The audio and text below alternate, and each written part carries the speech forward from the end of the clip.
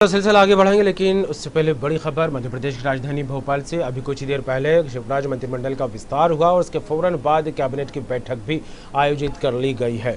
भोपाल से खबर है, मंत्रालय में कैबिनेट की बैठक शुरू हो गई है। मंत्रिमंडल विस्तार के बाद पहली बैठक हो रही है।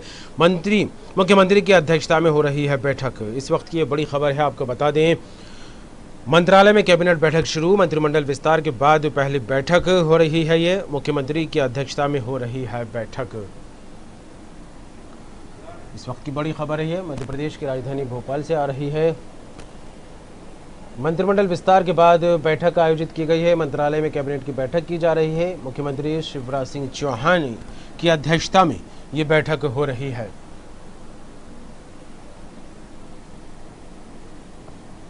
और इस खबर पर बात करेंगे, राज सक्सेना हमारे साथ जुड़ गए हैं, मध्य प्रदेश स्टेट हेड। राज जी, अभी कुछ ही देर पहले मंत्रिमंडल का विस्तार हुआ है और उसके फौरन बाद कैबिनेट की बैठक शुरू हो गई है। मंत्रालय में क्या कुछ अपडेट सामने आ रहा है इसे लेकर? देखिए कमर, अब से तकरीबन 15 से 20 मिनट पहले शिवराज कैबिनेट की जो बैठक है,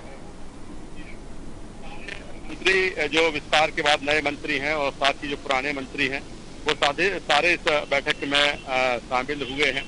और बैठक ये चूंकि विस्तार के बाद पहली बैठक है, जाहिर सी बात है मुख्यमंत्री शिवराज सिंह चौहान ने अपने नए मंत्रियों से पुराने साथियों के साथ में अब मध्य प्रदेश में जो वर्तमान हालात हैं, चाहे हम कोरोना की बात कर लें या फिर किसानों से जुड़ी जो है, जो सरकार की प्राथमिकताएं हैं, और इसके अलावा आर्थिक मोर्चे पे कैसे अब मध्य प्रदेश को पटरी पर आगे बढ़ाना है, और ये तमाम सारी चीजें मुख्यमंत्री शिवराज सिंह चौहान इस बैठक के जरिए सारे मंत्रियों को, नए मंत्रियों को खासतौर पर एड्रेस करेंगे।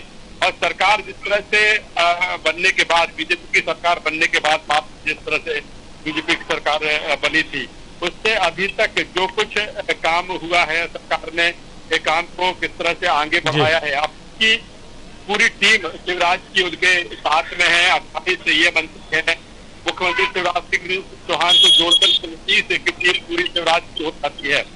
और अभी विभागों का बंटवारा भी होना है। तो उससे पहले मुख्यमंत्री शिवराज सिंह चौहान सारे मंत्रियों को ब्रीफ करना चाहते हैं, प्राथमिकताएं बताना चाहते हैं कि अब एक लंबी टीम है, एक जंबो टीम है, और तकरीबन जितने मंत्री बनना चाहिए, 230 विधानसभा की सीटें हैं और 15% मंत्री बन सकते हैं, लगभग वो कोटा बिल्कुल पूरा हो चुका है। और अब अलग अलग विभाग जब बटेगा तो विभाग पर प्राथमिकताएं, जो वर्तमान स्थितियां हैं उसको लेकर कैसे काम करना है, इस पर खासतौर पर ये कैबिनेट बैठक फोकस है। सभी मंत्रियों के कक्ष भी मंत्रालय में आवंटित कर दिए गए हैं। साथ ही ये माना जा रहा है कि आज शाम तक और देर रात सारे मंत्रियों के विभागों का बंटवारा भी कर दिया जाएगा, क्योंकि अब यहाँ से कहीं ना कहीं एक बड़ी टीम के साथ मुख्यमंत्री शिवराज सिंह चौहान मध्य प्रदेश को आगे ले जाने की कोशिश करेंगे। तमाम तरह की चुनौतियां भी हैं, कहीं ना कहीं विपक्ष भी लगातार हमलावर है, कई ऐसे मामलों को लेकर, कई ऐसे मुद्दों को लेकर जिनको 15 महीनों में विपक्ष में रहते हुए बीजेपी और जितने भी बीजेपी के विधायक है वो उठाते आ रहे हैं। अभी कुछ दिन पहले जब कैबिनेट में सारे मंत्री आ रहे थे, अधिकांश में उनसे बातचीत करने की कोशिश की। सभी का यही कहना था कि जो पूरी टीम है और जो टीम के कप्तान है मुख्यमंत्री शिवराज सिंह चौहान, जिस तरह से एक पूरा उन्होंने प्रोजेक्ट तैयार किया है, जिस तरह से वो प्रदेश को आगे ले जाएंगे, सबकी उसमें जो भूमिका निर्धारित की जाएगी उसके लिए पूरी तरीके से काम करने के लिए तैयार है।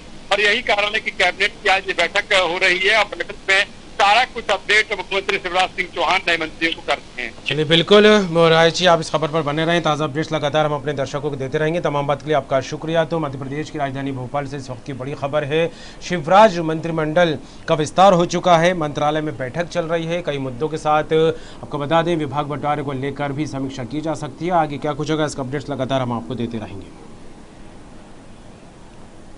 रुक करेंगे अगली खबर। सरकार को पकड़वा दिया। योग गुरु बाबा रामदेव ने नेपाल और चीन के साथ भारत के संबंधों पर चीन पर तीखा प्रहार किया है। योग गुरु रामदेव ने चीन को धोखेबाज और जाहिल देश बताते हुए कहा, चीन हमारा कभी दोस्त नहीं हो सकता है, जबकि नेपाल हमारा राम और कृष्ण के समय से ही स्वाभाविक और परंपरागत मित्र है। उन्होंने कहा, चीन की साम्राज्यवादी और औपनिवेशवाद नीतियां भारत और नेपाल दोनों के हित में नहीं है। योग गुरु ने कहा कि चीन का दूसरा नाम ही बीमारी और महामारी है, इससे जितना ही बचा जाए उतना अच्छा है। हिंदी चीनी भाई भाई की जगह हिंदी चीनी की होगी अब आपस में जुदाई, और यदि करनी पड़े लड़ाई बाय बाय के साथ साथ तो भी हमें करने के लिए तैयार रहना चाहिए, क्योंकि चीन एक बहुत ही क्रूर किस्म का धोखेबाज दगाबाज एक चंडाल देश है, और उस देश के साथ में जो भी मोदी जी को करना पड़े, भारत की सेनाओं को करना पड़े।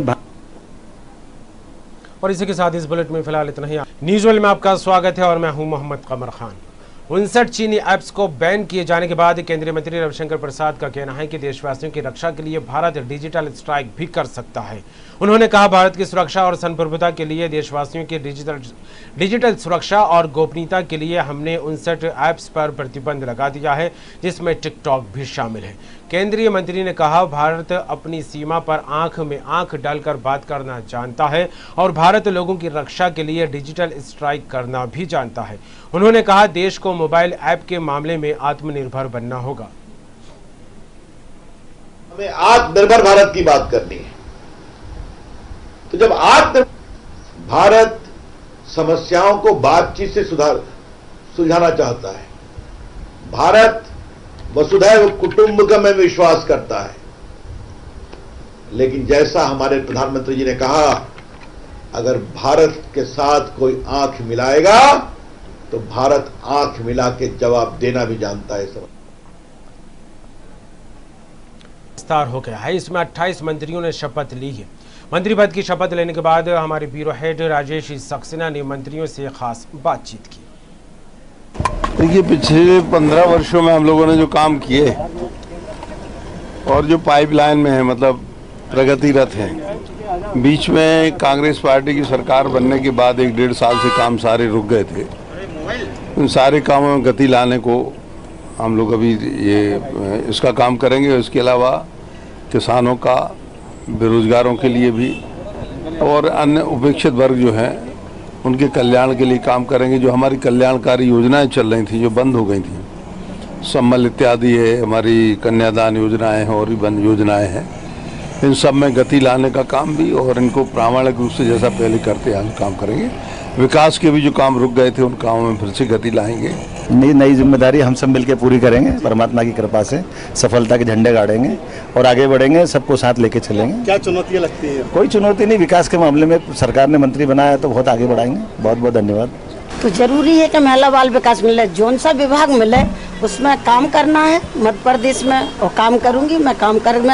जो सा विभाग होगा मैं पूरी जिम्मेवारी के साथ। बहुत बहुत बधाई Arvind ji. Sir thank you so much. विकास के सपनों के साथ हम चलेंगे, शिवराज जी के साथ चलेंगे, माननीय सिंधिया जी के नेतृत्व में हम लोग काम कर, सबको साधा गया और सब कंफर्टेबल रहेंगे। थैंक।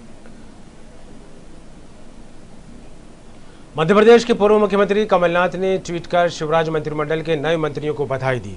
पूर्व सीएम ने ट्वीट पर लिखा है कि प्रदेश सरकार के आज के मंत्रिमंडल के गठन पर मैं सभी नवीन मंत्रियों को बधाई और शुभकामनाएं देता हूं।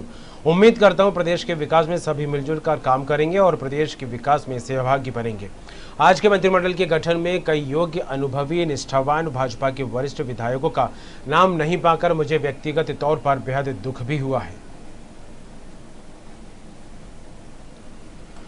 बड़वानी कलेक्टर करंगल की खबर का मध्य प्रदेश के ढिंडोरी जिले के बजाग जनपद अंतर्गत ग्राम पंचायत खरगाह स्थित सोसाइटी से खाद न मिल पाने से किसान परेशान हैं।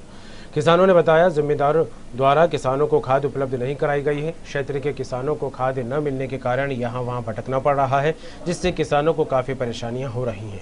और तलब सोसाइटी अंतर्गत क्षेत्र के लगभग 1 दर्जन गाँव के सैकड़ों किसान आते हैं, जिन्हें खाद के लिए परेशान होना पड़ रहा है, लेकिन जिम्मेदारों द्वारा कोई ठोस पहल नहीं की जा रही है। ग्रामीणों ने आरोप लगाया है, किसान विभिन्न कामों से सोसाइटी पहुँचते हैं, लेकिन प्रबंधक के नदारद रहने की वजह से किसानों के काम भी नहीं हो पाते हैं।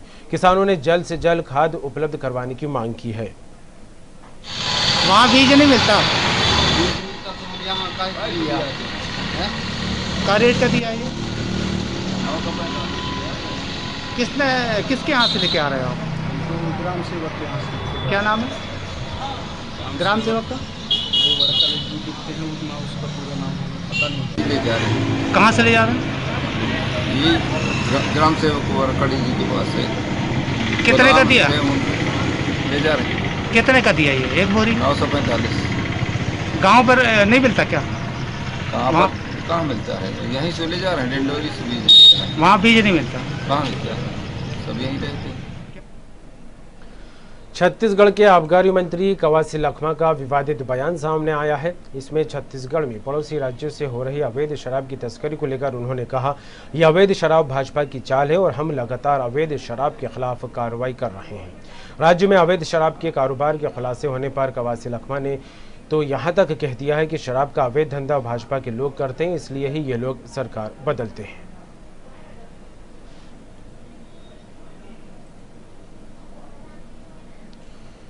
छत्तीसगढ़ सरकार गांव-गांव में रोजगार मुहैया कराने और करेंगे। खबर का मध्य प्रदेश के डिंडोरी जिले के बजाग जनपद अंतर्गत ग्राम पंचायत खरगाह स्थित सोसाइटी से खाद न मिल पाने से किसान परेशान हैं। किसानों ने बताया, जिम्मेदारों द्वारा किसानों को खाद उपलब्ध नहीं कराई गई है। क्षेत्र के किसानों को खाद न मिलने के कारण यहाँ वहाँ भटकना पड़ रहा है, जिससे किसानों को काफ़ी परेशानियाँ हो रही हैं। और तलबे सोसाइटी अंतर्गत क्षेत्र के लगभग 1 दर्जन गाँव के सैकड़ों किसान आते हैं, जिन्हें खाद के लिए परेशान होना पड़ रहा है, लेकिन जिम्मेदारों द्वारा कोई ठोस पहल नहीं की जा रही है। ग्रामीणों ने आरोप लगाया है, किसान विभिन्न कामों से सोसाइटी पहुँचते हैं, लेकिन प्रबंधक के नदारद रहने की वजह से किसानों के काम भी नहीं हो पाते हैं। किसानों ने जल्द से जल्द खाद उपलब्ध करवाने की मांग की है। वहाँ बीज नहीं मिलता? का रेट का दिया ये? किसके यहाँ से लेके आ रहे हो आप? ग्राम सेवक के यहाँ से। क्या नाम है ग्राम सेवक का? वो वर्कर जी दिखते हैं, उसका पूरा नाम पता नहीं। ले जा रहे हैं। कहाँ से ले जा रहे हैं? ये ग्राम सेवक वरकड़ी जी के पास है। कितने का दिया? ले जा रहे हैं। कितने का दिया ये एक बोरी? 945। गांव पर नहीं मिलता क्या?